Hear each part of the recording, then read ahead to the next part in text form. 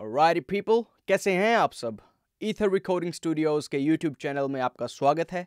और इस वीडियो में मैं आपको बताऊंगा कि आप कैसे अपने सॉन्ग के अंदर बेस्ट वोकल्स अचीव कर सकते हो। ये वीडियो 3 तरह के लोगों के लिए काफ़ी ज़्यादा बेनिफिशियल होने वाली है।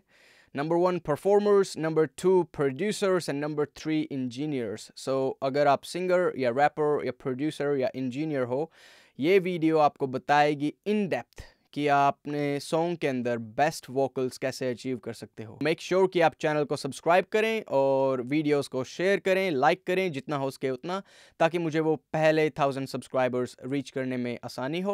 ऑलराइट, उसके साथ ही चलो वीडियो शुरू करते हैं। सबसे पहली चीज़ जो आप कर सकते हो अपने वोकल परफॉर्मेंस को इम्प्रूव करने के लिए वो ये कि आप अपना सेल फोन रिकॉर्डिंग सेशन से बाहर ही रखें। अपने प्रोड्यूसर को बोलें, अपने इंजीनियर को बोलें कि फ़ोन अलाउड नहीं है। क्यों? इसके 2 रीज़न हैं, एक टेक्निकल और एक साइकोलॉजिकल। वेल, टेक्निकल रीज़न ये है कि जो नेटवर्क टावर की फ्रीक्वेंसी होती है आपके फ़ोन की और नेटवर्क टावर के कनेक्शन की, वो रिकॉर्डिंग स्टूडियो के अंदर जो इक्विपमेंट्स होते हैं उनके साथ इंटरप्ट करती है। तो कभी भी अगर आपने देखा हो, जब आप सेल फ़ोन को स्पीकर के पास या माइक्रोफोन के पास लेके जाओगे तो आपको अलग सी आवाज़ आएगी, चु चु चु चु चु चु चु, समथिंग लाइक दैट। तो वो आपके रिकॉर्डिंग टेक्स को ख़राब कर सकती है। लेट्स से कि आप रिकॉर्ड कर रहे हो और पीछे से ची ची ची ची ची आवाज़ आ रही है, वो रिकॉर्डिंग के अंदर रिकॉर्ड हो गई है वोकल्स के साथ, और अब देयर इज़ नो वे कि आप उसको वोकल्स के बाहर निकाल सको। तो मेक श्योर कि आप सेल फ़ोन ना लेके जाएं। और साइकोलॉजिकल रीज़न इसका ये रहता है कि सपोज़ कीजिए इंजीनियर, प्रोड्यूसर और सिंगर आप सभी पूरा फोकस्ड हो सॉन्ग के अंदर, उस जोन के अंदर घुसे हुए हो कि बेटर टेक लेना है, बेटर टेक लेना है, आप टेक्स आफ्टर टेक्स दिए जा रहे हो। और प्रोड्यूसर बिल्कुल डायल्ड इन है, उसको पता है कि वो क्या कर रहा है आपसे बेस्ट परफॉर्मेंस निकलवाने के लिए। इंजीनियर जोन इन है कि वो फ्रीक्वेंसी सही आ रही है, कोई डिस्टोर्शन तो नहीं हो रहा। और आप अपनी जोन के अंदर हो एकदम से कि बेटर परफॉर्मेंस बाहर आ सके, लेकिन अचानक से आपका फ़ोन बजता है। सपोज़ कीजिए वो सारा कनेक्शन ब्रेक हो जाता है, वो सारा जो वाइब्स होते हैं स्टूडियो के अंदर वो सब एकदम से ख़राब हो जाता है। तो मेक श्योर कि आपका सेल फ़ोन या तो बंद है या एयरप्लेन मोड पे है या फिर स्टूडियो से बाहर है। मैं पर्सनली स्टूडियो से बाहर रखना पसंद करता हूँ। तो ये आपकी पहली टिप थी जिससे आप अपने वोकल्स को बेटर कर सकते हो अपने सॉन्ग के अंदर। ऑलराइट, सो दूसरी टिप स्पेशली प्रोड्यूसर्स के लिए है। तो मेक श्योर जब भी आपका आर्टिस्ट स्टूडियो में आए, अगर उसका फर्स्ट सेशन है तो आप उसके साथ बातें करो। ये नहीं कि वो आया और सीधा माइक्रोफोन पे आपने डाल दिया कि यस रिकॉर्डिंग शुरू करो। नहीं, उसके साथ बात करो, उसको जानने की कोशिश करो और उसको याद दिलाओ कि उसने म्यूज़िक क्यों स्टार्ट किया था, ताकि वो इमोशनली उस स्टेट के अंदर चला जाए जहाँ उसको खुद ये लगे कि उसको बेटर परफॉर्मेंस देनी है, क्योंकि इस रीज़न की वजह से उसने म्यूज़िक स्टार्ट किया था और ये रीज़न अचीव करने के लिए उसको बेस्ट से बेस्ट परफॉर्म करना है। हालांकि कुछ आर्टिस्ट इसकी वजह से प्रेशर के अंदर भी आ जाते हैं, बट बहुत रेयरली ऐसे लोग होते हैं जो प्रेशर के अंदर आते हैं। तो मेक श्योर आप उनके साथ बात करो और हल्का सा एनवायरनमेंट कर दो। ज़्यादा स्ट्रेस नहीं होना चाहिए आर्टिस्ट के ऊपर। ये नहीं होना चाहिए कि वो माइक्रोफोन के ऊपर है, सामने शीट लिए हुए लिरिक्स की और उसको दिमाग में नोट्स चल रहे हैं कि मेरी पिच सही जा रही है या नहीं, और वो रीड करके गा रहा है कि वो मैकेनिकल रोबोटिक साउंड कर रहा है। ऐसा नहीं होना चाहिए। उसको लिरिक्स याद होने चाहिए, उसके साथ आप बात करो, हल्का फुल्का मजाक करो। और एक सबसे अच्छी टिप मैं आपके साथ शेयर करूंगा जो मैं हमेशा यूज़ करता हूं, कि अगर आपको कभी ऐसा लगे कि आपका आर्टिस्ट किसी एक ब्लॉक के अंदर स्टक हो गया है, कि वो गाना उसको पता है कि उसकी गलती क्या है, लेकिन वो जब भी उसको इम्प्रूव करने की कोशिश करता है वो दोबारा से वही वाली सेम चीज़ गा रहा है और वो उस साइकिल से बाहर नहीं निकल रहा। तो उसके लिए आपको क्या करना है, एक हल्की सी ट्रिक मैं आपको बताऊंगा जो मैं अप्लाई करता हूँ और हमेशा मेरे लिए तो यूज़फुल रही है, काम करती है हर बार, आपके लिए भी शायद काम करेगी। तो वो ये कि आप उससे उसका फ़ोन नंबर पूछो कि यार अपना फ़ोन नंबर तो बताना। और जैसे ही वो नंबर बताएगा आप उसको बोलना कि अब यही नंबर मेरे को बैकवर्ड रिपीट कर। मतलब जो उसका नंबर था उसको बैकवर्ड उससे पूछो कि ये इसका बैकवर्ड क्या होगा। वो सोच में पड़ जाएगा और उसका जैसे ही माइंड डाइवर्ट हुआ कि वो सोचने लगा उसका नंबर क्या है, पीछे से आगे की तरफ आते हुए उसको बोलो कि अब टेक ले। तो इस तरह से आप एक हल्की सी ट्रिक अप्लाई कर सकते हो जिससे एकदम से फ्रेश माइंड से आर्टिस्ट दोबारा से एक नया टेक देगा आपको, अगर वो उस ब्लॉक के अंदर कभी फंसा हुआ है। इसके साथ साथ प्रोड्यूसर्स मेक श्योर कि जिस भी स्टूडियो के अंदर आपका सेशन हो आप वहाँ पर पानी और चाय ज़रूर अवेलेबल करवाएं। अब चाय रेगुलर चाय नहीं, ये जो इंडिया में लोग पीते हैं वो वाली नहीं कि दूध चीनी वगैरह दैट्स नॉट गुड। और मेक श्योर कि जो भी ड्रिंक हो वो कैफ़ीन फ्री हो, क्योंकि कैफ़ीन आपको डिहाइड्रेट करती है सिंगर्स को, तो उनका गला जल्दी सूखेगा। मैं एक स्पेशल तरह की चाय खुद बनाता हूँ घर पे। जब भी सेशन होता है सिंगर्स को मैं वो चाय प्रोवाइड करता हूँ, उनसे पूछता हूँ कि उनको इनमें से किसी चीज़ से एलर्जी है या नहीं, और ज़्यादातर सिंगर्स को नहीं होती है। उस चाय में आप डालो काली मिर्च, हल्का सा अदरक, सौंफ और सेब का सिरका और शहद, और पानी को हल्का सा गर्म करके वो गरम गरम चाय उनको सर्व करो आर्टिस्ट को। वो सर्व तब नहीं करनी है जब वो आएँ तब आपको उनको पानी पिलाना है, लेकिन जैसे ही वो टेक्स लेने स्टार्ट करें, जैसे ही वो चिल्लाना स्टार्ट करें, गाना स्टार्ट करें, आप उनको वो चाय ऑफ़र करो और हल्की हल्की सिप उनको लेने दो जब वो गा रहे हैं उसके बीच में। उससे क्या होगा, उनका गला वार्म रहेगा, सूदिंग रहेगा, और वो ईज़िली इतना फटेगा नहीं, वो लंबे समय तक गा पाएंगे। ऑलराइट, सो अगली टिप प्रोड्यूसर्स और ऑडियो इंजीनियर्स दोनों के लिए है कि जब भी आपका आर्टिस्ट स्टूडियो में आए उससे पहले मेक श्योर कि आप कोई भी रूम फ्रेशनर यूज़ ना करें। मैंने कहा ना करें। बेशक से आपका रूम बदबू मार रहा हो, लेकिन अगर आप कभी भी कोई केमिकल या फिर कैंडल्स को लिट करते हो सेंट अच्छी प्रोवाइड करने के लिए, बहुत सारे आर्टिस्ट को वो नाक में चढ़ जाती है और उनका अंदर से जो एयरवेज होता है उसको हल्का सा ब्लॉक कर देती है वो स्मेल जो आप केमिकल्स यूज़ करते हो, ये सोच के कि हाँ अच्छी खुशबू आनी चाहिए मेरे स्टूडियो से। तो मेक श्योर कि आप ऐसा बिल्कुल ना करें, क्योंकि हर किसी को वो चीज़ें सूट नहीं करती हैं।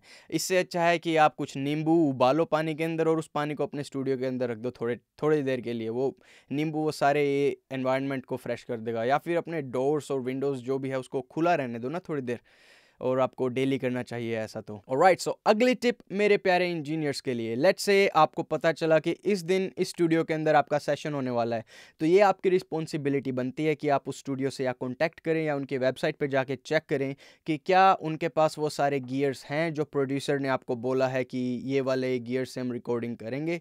और आप देखो कि उनके DAW कौन से अवेलेबल हैं, क्या वो है जो आप यूज़ करने वाले हैं, और अगर है तो उसके लिए आप टेम्पलेट रेडी करके रखिए रिकॉर्डिंग की, ताकि जब आर्टिस्ट आए और वो बोले कि मेरे को इसमें स्नेयर ज़्यादा चाहिए या रिवर्ब ज़्यादा चाहिए, आप फटाक से उसको वो सब उसके हेडफोन्स में दे सको। और उस दिन जिस दिन रिकॉर्डिंग हो रही है और आर्टिस्ट आया है माइक्रोफोन पे, उस दिन आर्टिस्ट के आने से पहले आप मेक श्योर करें कि माइक्रोफोन में कैप्सूल के अंदर कोई डिस्टॉर्शन नहीं है, वो जो केबल्स हैं प्री एम्प से लेके माइक तक के सभी प्रॉपरली कनेक्टेड है, और जो आपका गेन स्टेजिंग है, फाइनल टच आपको गेन स्टेजिंग का तब देना है जब आर्टिस्ट वहाँ पे हो, वो टेक्स ले रहा हो, वार्म अप कर रहा हो।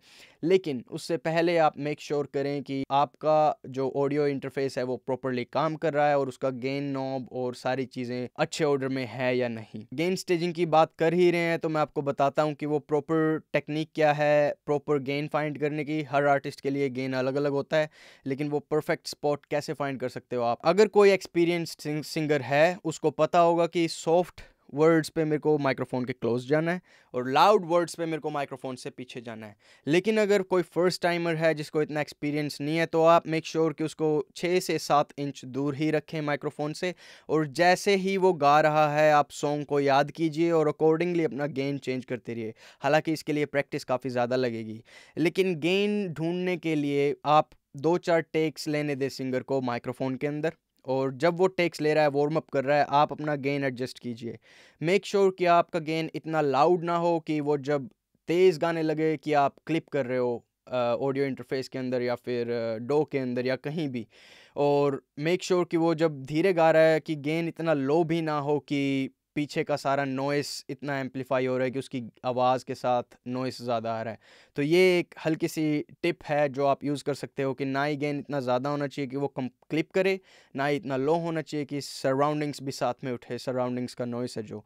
तो ये थी ऑडियो इंजीनियर्स के लिए हल्की सी टिप। और मेरा सुझाव basically home recording studio owners के लिए यही रहेगा कि अगर आपको पैसे इन्वेस्ट करने हैं, आपके पास हल्के से पैसे हैं इन्वेस्ट करने के लिए, तो वो आप एक अच्छे माइक के अंदर इन्वेस्ट कीजिए, ना कि अच्छे प्री एम्प या ऑडियो इंटरफेस के अंदर। क्योंकि अगर आपके पास एक बुरा माइक है और एक अच्छा प्री एम्प या फिर ऑडियो इंटरफेस है, वो अच्छी आउटपुट नहीं देगा क्योंकि आपका माइक ही इतना अच्छा नहीं है। लेकिन अगर आपका माइक अच्छा है, आपने उस पे अच्छे पैसे लगाए हैं, तो आप उम्मीद कर सकते हो कि एक हल्का ऑडियो इंटरफेस आपको एक अच्छा आउटपुट देगा माइक्रोफोन का, बिकॉज आपका इनपुट कैप्चर करने वाला डिवाइस काफ़ी अच्छा है। ये मेरे पास अभी श्योर का SM7 भी है। ये मॉडरेटली एक्सपेंसिव माइक्रोफोन है, ये इतना ज़्यादा एक्सपेंसिव नहीं है ना इतना चीप है, लेकिन इससे अच्छी आउटपुट मिलती है स्पेशली रैपर्स के लिए, क्योंकि ये एक डायनेमिक माइक्रोफोन है और ये रैप्स जो होते हैं वो परकसिव एज अ वोकल्स परकसिव इंस्ट्रूमेंट की तरह ही उनकी डिलीवरी होती है। तो मेक श्योर कि आपका माइक्रोफोन एक अच्छी कंपनी का, अच्छी क्वालिटी का माइक्रोफोन हो। उसके बाद हम बात करते हैं पॉप फिल्टर की। जो कंडेंसर माइक्रोफोन्स होते हैं उनकी हालांकि ये स्पेशल रिक्वायरमेंट होती है कि आप एक पॉप फिल्टर रखिए, और काफ़ी ज़रूरी भी होता है पॉप फिल्टर। जैसे फफ फफ फफ फफ फफ फफा, वो फफा की साउंड को एलिमिनेट कर देता है, ताकि आपका वोकल्स एक वेल बैलेंस्ड और एक स्मूथ रिकॉर्डिंग हो, ज़्यादा उसमें फफ फफा साउंड ना हो, पी वर्ड की जो साउंड होती है वो ना हो। SM7B में ये चीज़ ऑलरेडी इंटरनल आती है, इसके अंदर ऑलरेडी एक पॉप फिल्टर है। ये जो ऊपर है ये केज भी एक तरह से पॉप फिल्टर का ही काम करता है, लेकिन जो कंडेंसर माइक्रोफोन यूज़ करते हैं उनको स्पेशली अलग से एक पॉप फिल्टर लेके आना चाहिए, और उसको क्लीन करते रहिए माउथ वॉश के साथ, क्योंकि 15-20 आर्टिस्ट जब उसके ऊपर गाएंगे टाइम के साथ उसके अंदर से बदबू आनी स्टार्ट हो जाएगी। तो उसको साफ़ करते रहिए आप टाइम के साथ, ताकि जब अगला आर्टिस्ट आए उसको पॉप फिल्टर के अंदर से स्मेल ना आ रही हो। ऑलराइट, सो अगला स्टेप एम्बिएंट सराउंडिंग साउंड को एलिमिनेट करना। ज़्यादातर जो होम स्टूडियो रिकॉर्डिंग ओनर्स होते हैं उनके पास इतना बजट नहीं होता कि वो अपनी अकूस्टिक ट्रीटमेंट अच्छे से कर सकें रूम का, या फिर उसकी साउंड प्रूफिंग कर सकें।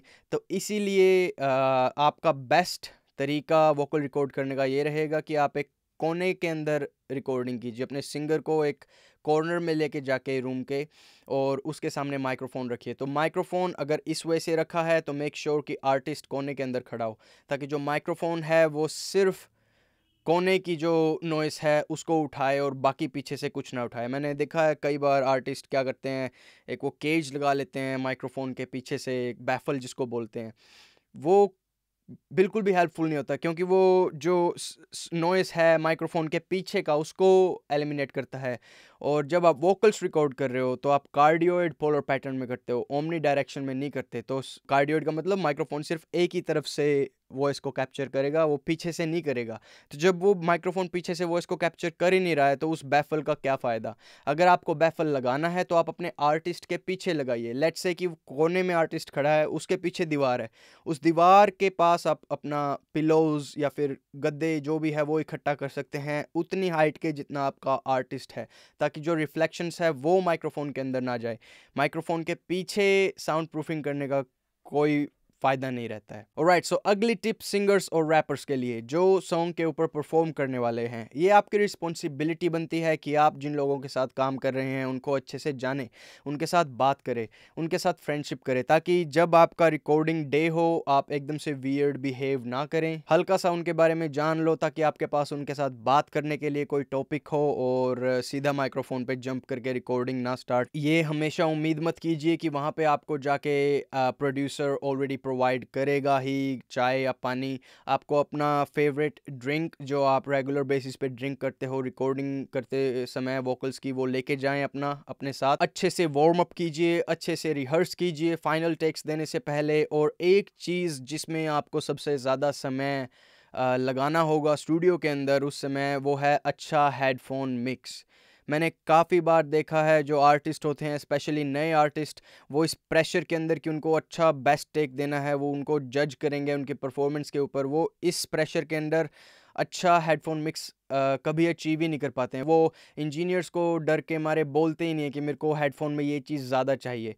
आप बिल्कुल कूल रहिए, बिल्कुल चिल्ड रहिए, बिल्कुल कंफर्टेबल रहिए, और जब तक आपको एक अच्छा हेडफोन मिक्स नहीं मिल जाता तब तक आप फाइनल टेक मत दीजिए, चाहे वो 1000 बार आपको इंजीनियर को बोलना पड़े कि मेरा हेडफोन मिक्स में ये कम है, ये कम है। आप जब तक सेटिस्फाई नहीं हो तब तक फाइनल परफॉर्मेंस मत दें, क्योंकि एक अच्छा हेडफोन मिक्स आपकी परफॉर्मेंस पे काफ़ी ज़्यादा इम्पैक्ट डालता है। मेक श्योर कि जब आप रिहर्स कर रहे हो स्टूडियो के अंदर या फिर बाहर, आप कोशिश कीजिए ये प्रैक्टिस करने की कि लाउडर पार्ट्स पे माइक से दूर कब जाना है, सॉफ्टर पार्ट्स पे माइक के क्लोज कब आना है। ये सारी चीज़ें एज अ सिंगर और रैपर आपको पता होनी चाहिए काफ़ी ज़्यादा अच्छे तरीके से। ऑलराइट, सो इसी के साथ ये वीडियो एंड करते हैं और अगली वीडियो में मैं आपको ज़्यादा टेक्निकल डिटेल्स के अंदर लेके जाऊंगा और एक्चुअल रिकॉर्डिंग करके दिखाऊंगा किसी सॉन्ग के ऊपर कि एक्चुअल वोकल्स कैसे रिकॉर्ड होते हैं। और तब तक के लिए sayonara. Make sure you subscribe to the channel. Subscribe कीजिए, शेयर कीजिए, लाइक कीजिए ताकि मुझे वो 1000 सब्सक्राइबर्स जल्दी से जल्दी अचीव हो जाए। Peace, see you soon.